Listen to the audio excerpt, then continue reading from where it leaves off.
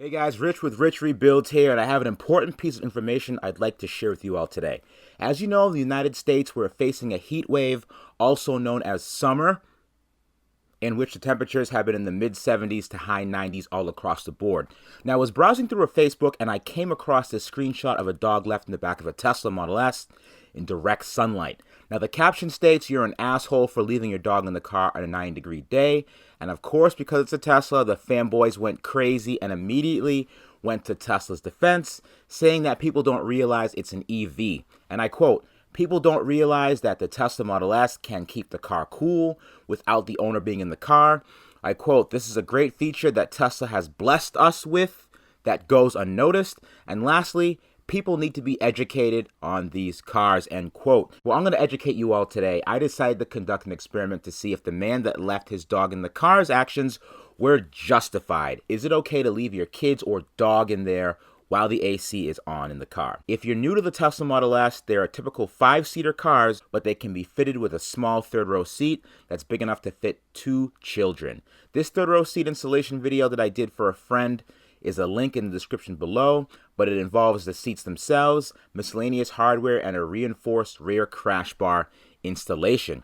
So one morning I decided to put 2 temperature sensors in the car at 9 a.m. The outside temperature was 84 degrees, the inside temperature of the car was 111 degrees, the rear of the car was 102 degrees, and the reason why the rear temperature was lower was because the sun was just rising, so the rays hadn't hit the rear glasses yet. Now, I took a few random surface temperatures here and there. The door handles themselves got to 102 degrees, and the seat surface was 140 degrees, the dashboard was 144, and the rear seat temperature itself was 108. Now, at high noon, the rear temperature was 117, and the front temperature was 106. Now, let's cool this car down. We're going to turn on the fans on high and keep the air conditioning on and monitor the temperature change over the course of an hour. Now, after about 15 minutes with the AC on, the temperature is 91 in the front, so it went down 15 degrees and the car lost 2 miles of range. In the back, it only went down 2 degrees, so it's at 115, down from 117.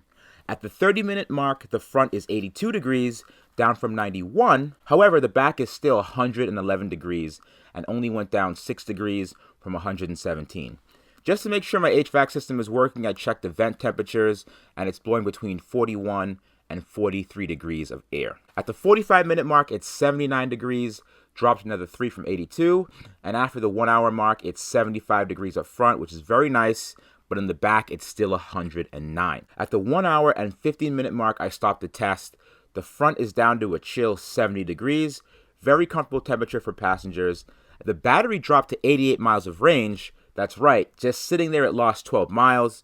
Imagine if you were actually driving it with the AC on. And the back temperature only dropped 3 additional degrees, and it's still 106 back there. Now, there's a feature called cabin overheat protection that Tesla has to make sure the cabin doesn't get too hot.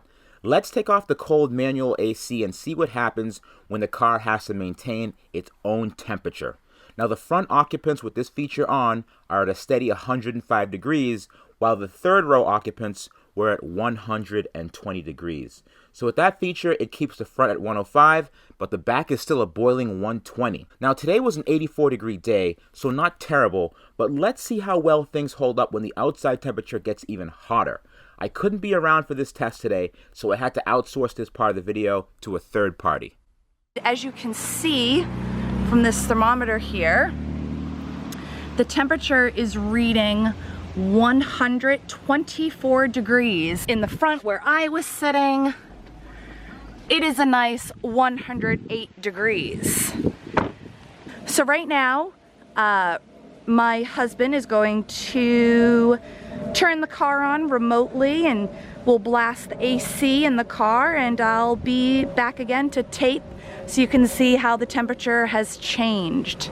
Okay, so we're back. We hit a little snafu. Apparently Rich doesn't know how to turn the car on remotely, so I don't know how good of a help he is to you guys. The AC's been on full blast for about a half an hour now.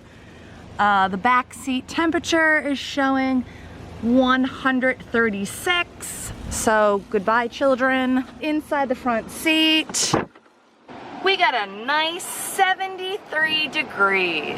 So mom's all nice and cool up in the front, kids, I don't know. Okay, we're out here for one last look. The car's been on for over an hour. The sun's going down. The temperature has definitely dropped. It's evening now. The temperature in the back seat of the car is now, I don't know if you guys can see that, it's 117. It did get up to 130 earlier.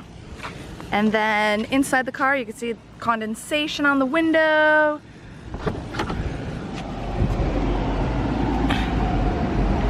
.61 on the inside. Right up in the front, 61. In the back, over 100. Thank goodness my kids are old enough to speak up and tell me when it's hot. A lot of times my youngest will fall asleep. I can't even imagine what would have happened if we were going on a 2-hour trip, which we've done before. If she had fallen asleep in the back, I don't even want to think about what would have happened. I hope everyone enjoyed. Please comment below and tell me how sexy my voice sounds. In conclusion, the third row may be safe crash-wise, but in terms of airflow, cooling, and heating, not so much. Also, if you look at the amount of space between the headrest and the roof, in an emergency, I don't think a dog or kids would be able to climb into the second row. That being said, always teach your kids where the rear hatch release switch is.